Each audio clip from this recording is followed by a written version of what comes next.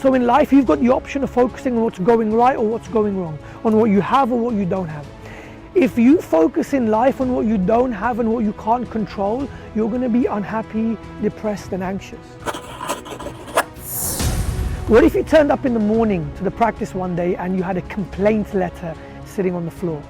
What if one day your receptionist is angry? What if your nurse is having a bad day? What if you're having a bad day? Your emotional state is the most important thing you can ever control in your life. So how is it that you can learn to control your state? What I mean by your state, it's how you turn up to in life every day. That sometimes you've achieved massive things, you felt great. Why? Because you were in a good state. And sometimes when you were feeling low, you didn't achieve the things you want. Why? Because you were in a low state.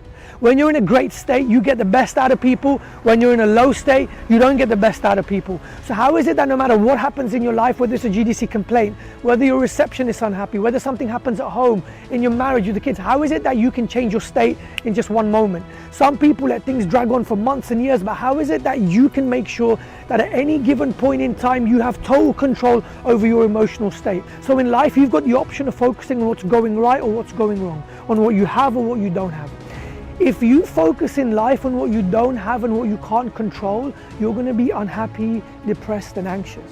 You can focus on what you can change. You can focus on what you can control. You can focus on actually picking up the phone and calling up the defense union. You can focus on what you can do. And where focus goes, energy flows. So where you're focused on, that's where your energy is going to go, and that's what's going to happen. So most people focus on what they can't control or what they don't have any control over. But what about if you focus on what you can control and actually what you have? So the first key to control your emotional state is just to change your focus. So no matter what's going on in your life now, just change your focus. Think of something else.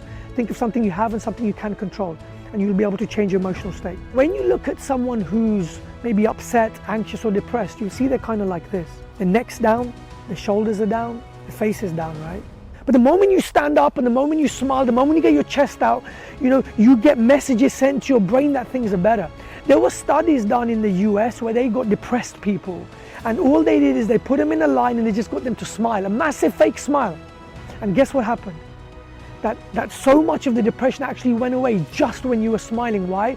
Because you can't smile, you can't be happy and sad at the same time. You can't be grateful and sad at the same time. Those two emotions don't mix.